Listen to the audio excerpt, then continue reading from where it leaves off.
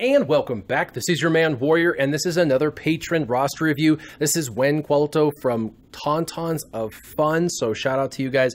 And he did not ask about regular arena. He's just running what he loves, and he loves his first order, so he didn't ask about that, and that's okay. He's got other characters he could actually rearrange and do and get higher if he wanted to. He is mostly free to play. He's only spent a couple of bucks in the game. I mean, I would almost consider him free to play, except for he has technically spent a couple of bucks in the game. So mostly free to play. Been playing for just under a year and a half, about a year and a couple of months, and doing decent. In fact, doing phenomenal in ships. It's funny, a lot of the newer characters really focus on ships, and they do really well there, and that's where they get their crystal income versus going over to the regular arena. So Wen Qualto asked for ships and wanted to kind of know how to stay in the top, you know, what focuses and things like that.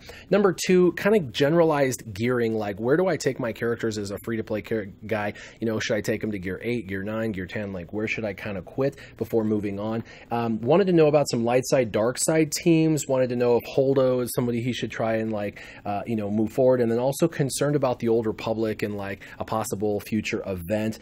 And so there's a lot, and I'm gonna try and get into it as fast as I can because I'm not sure I can cover all of this, but we're just going to get right into it. So the first thing is ships, and I do recommend Executrix and Biggs like you are, the Imperial TIE Fighter and First Order TIE Fighter, because of the characters that you have currently developed. However, just like I tell everybody, these guys are not dead. They're phenomenal in territory battles. Multiple different ways to use them in territory wars. They're still the most overpowered, singular, synergistic team out there for the masses, for the characters. These are totally free to play. You can gear them up right away. You can level their abilities up right away. You can do everything. They're not behind a paywall. They're easy to get, relatively easy to farm as far as gear goes. Geonosian Soldier, in fact, is one of the singular easiest farms for gear in the entire game, like top 5 best, easiest to gear, and they chew through everything. And where you're at in your early stages of just over a year of playing, most of the people on your shard are not going to have fully developed characters for crew members, and so even if you see Houndstooths out there, these guys will destroy Houndstooth at a lower level. The Houndstooth has to be basically completely maxed out at the highest end for it to be, you know, a stopper of the Geos. But these guys have too much synergy and too much capability for people to give up, and I hear people all the time saying, well, I'm not going to do them anymore, I'm going to move on. So don't do that. This team right here, if I was starting over in the game, this would be the #1 team I would develop until maxed, and then I would start worrying about other ships. And I guarantee if I started a new account, I would be #1 in ships because of it, because of these guys. So definitely make the bugs your #1 priority. However, there are some other characters that you can focus on if you'd like to. As far as your backup goes, TIE Advanced is looking pretty good, so that is good, and you have his reinforcement done, and Slave 1 is looking decent. You'll obviously still need to get his reinforcements maxed, his reinforcement ability maxed out, get his abilities maxed out, and then also get him to 7 stars. It should be easy to get that 7th star, but make him a priority, both in his reinforcement pieces as well as his 7th star. This is just a solid tank replacement to you know, replace your upfront tank once your original tank dies. And then, of course, you know, Silencer is looking pretty good. You're taking him up, but if you're going to use him out of reinforcements, you're going to want to level up his reinforcement abilities. Just something to consider. Otherwise, you don't have to do his reinforcements if you're deciding to use him as a replacement. And if you were going to replace somebody, I would replace First Order TIE Pilot and leave Biggs and the Imperial TIE Fighter in the front 3. Now, as far as general gearing, when I talk about gearing characters, there's what I call essential characters and non-essential characters. Essential characters are characters you're using in Arena or Ships Arena as a crew member, or they're like one of the couple of teams you know for a fact you're going to use on defense for territory wars. Those are essential characters. They have to basically be maxed out. And so for a mostly free-to-play person, you're going to want to take them eventually to gear 10 and then gear 11. You're going to keep that long-term development on all of those characters until they're basically maxed out. You've got a couple of gear 12, so you know what I mean. Certain characters just have to be maxed out. But what I call non-essential characters are the characters in the game that you use for a purpose and then you discard. For example, maybe you use Phoenix to get Thrawn, but you're not using him anymore. Those characters, gear 9 max. Same thing with like the getting Jedi Training Rey and using the veteran smugglers. You know, get those guys up to gear 8 or 9 and then be done. A lot of those non-essential characters can just forever be left, especially for a mostly free-to-play person, at gear 8 or gear 9, and that's fine. It's only when you're using them in arena or ship's arena as a crew member, or they're one of your like go-to couple teams for territory wars, is that gear hyper important. The only other place that I would consider calling them essential characters are for like the Sith raid, and you've got specific character team comps that you're using in the Sith raid, and you're getting a lot of good gear out of the Sith raid. So because of that, you're going to want to develop to the end, to the highest degree, those team comps. And there's a lot of really great team comps in there that will work for territory battles and territory wars, you know, such as Night Sisters and such as your Imperial troopers and things like that. So just keep in mind, if you're using it in Sith raid, if you're using it in maybe a territory war team, if you're using it in arena or in ships as a crew member, those guys you're going to eventually want to take up to max. But everybody else that are non-essential, and there's at least 80 non-essential characters in the game, don't take them past, you know, gear 8 or gear 9, because there's just no point. So you're going to have to really focus on your gearing. As far as territory battles, kind of a standard protocol for most teams is about gear 10.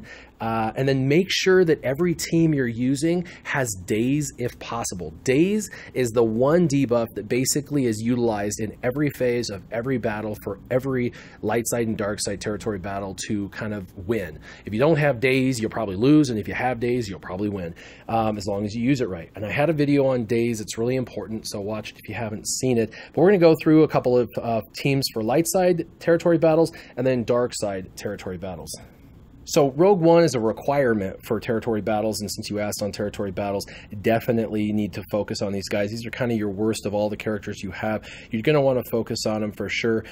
You don't even have Baze at all. Like, he's not even showing up. So, and he's important. You got 4 of them to gear 7 or 8 at 7 stars. So you got a great beginning with Jyn Erso Lead, Chirrut, K2SO, and Cassian.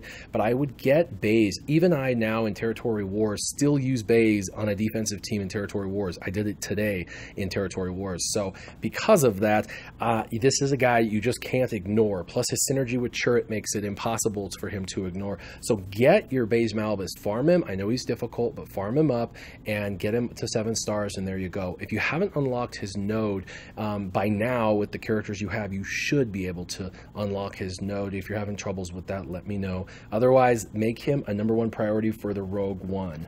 Now, obviously, Phoenix is required for Thrawn. It's why you have them leveled up. But this, where you have them right now, may or may not be enough to get through all the nodes in Territory Battles light side. If you find yourself able to complete all of it right now at the gear level you're at, then I wouldn't invest any more gear in them. However, I have a feeling that you're probably not getting through all 6 levels of the level 6, or the level 5 Rogue One, node that's, on level 5. And the #1 important character on this team is actually Zeb. Zeb is the one that does days on basic.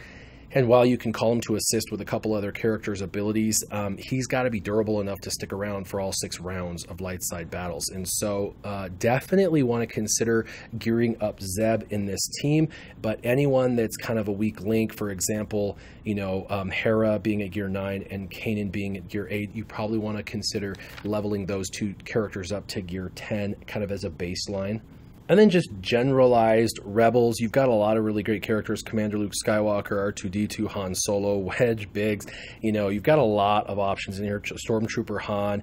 But the one character you would take in with this Rebels team to kind of keep them alive is actually going to be Captain Han Solo.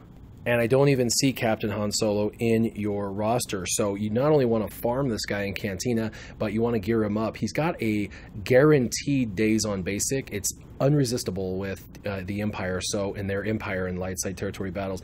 And so he is like the MVP on this team. And with, of course, your Rogue One, you've got a day's capability with Cassian, as also you have it with K2SO. With Phoenix, you've got it with Zeb, and he gets to be called to assist a couple of times over. And with this Rebel team, you would be using Captain Han Solo with maybe, you know, Commander Luke Skywalker, Han Solo, and that days on basic is going to shut down all the countering. And so he's the one kind of missing link for your Rebels team, would be Captain Han Solo.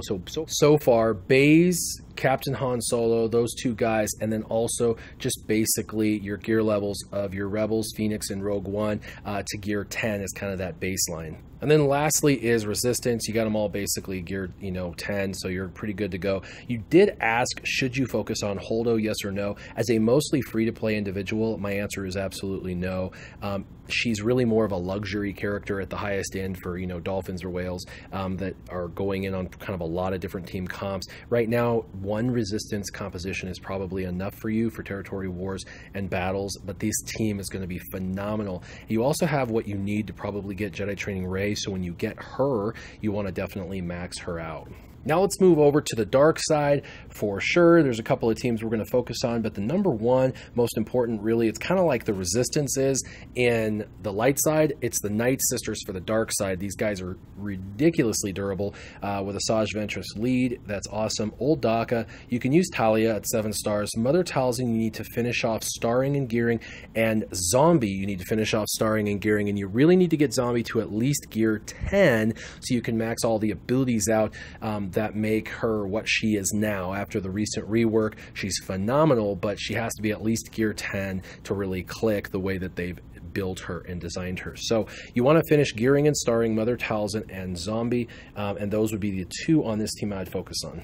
As far as Empire, really the only thing I see is Emperor Palpatine. You don't have a Zeta on the lead, but I would recommend it. That Zeta is phenomenal, especially for the PvE content because of all the additional speed and potency and whatnot. So because of that, I would seriously consider that being one of your next Zetas. Emperor Palpatine leads phenomenal. And then, you know, you've got an Empire team that you could take in.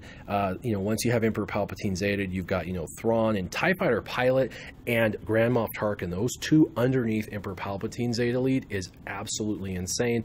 You know, you've got Darth Vader, Royal Guard. There's a bunch of really great teams for dark side territory battles that comes out of the Empire. As a subsect to the Empire are the Imperial Troopers, and the Imperial Troopers are a really great team. You're going to want to get them all basically to gear 10. That's really all you need them, especially for mostly free-to-play. But there's a few that you really kind of need to focus on for gear level, and that's, you know, Stark gear level, Snow Troopers gear level, Death Troopers gear level. Get those guys up to gear 10. And then obviously you need to get Death Trooper up to 7 stars for him to be usable. The only one of this that is kind of a luxury character but phenomenal, and you might want to seriously consider developing, is actually Range Trooper. Now farmable Range Trooper's amazing. It's going to take you a long time on his node to get him up, but he's one of those guys that takes this team from really good to insanely phenomenal. Just brings about a level of durability and additional damage that I didn't even think was possible with this team. But without Range Trooper, is still a phenomenal team, but you do need to get Death Trooper's gear and star level up, and then also Snow Trooper and Colonel Stark, get them from gear 9 to gear 10. Gear 10 is kind of a settling point for these teams that you're using in territory battles. And then also First Order, but you don't really need to do anything with your First Order right now, in my opinion. The only luxury character you might want to focus on down the road would be First Order Executioner, because he's farmable and he's not a horrific gear, and he's a phenomenal character on a First Order team. But because you're mostly free to play, you have 5 already at gear 10 or 11, so you're like ready to rock and roll, and you have a couple of Zetas already on this team, and obviously this is one of your favorite teams to play in Arena. So you know, because it's your favorite, one of your favorite teams, if not the favorite, I would suggest, even though it's optional, I would suggest doing the First Order Executioner. Super fun. You'll really enjoy him. And I would replace Captain Phasma with him, and then you'll see a significant more damage. But as far as like for territory battles, your Kylo Ren on mass lead should do just fine on auto through all 6 levels, really. I mean, this is a really amazing and durable team for territory battles.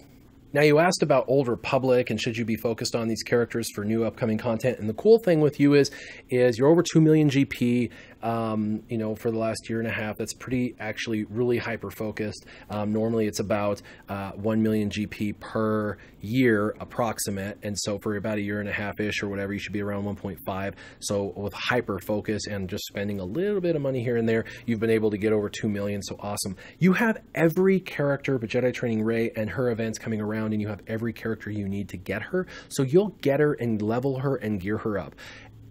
And that's happening like this week.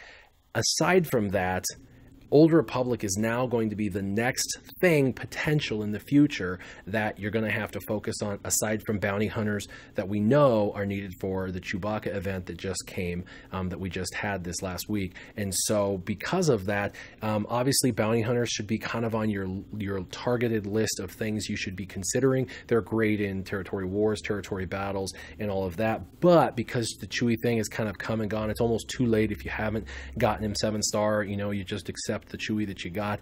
And so the next evolution, in my opinion, probably almost guaranteed is going to be coming with an Old Republic type of event. And so because of that, yes, you asked, should you focus on these guys? And I'm leaning in. You've got a lot of development with other characters and other teams. So you have to decide, do you want to finish off all the teams that you don't have completed yet, such as your Rogue One and your Imperial Troopers, or do you want to look to the future to a possible event?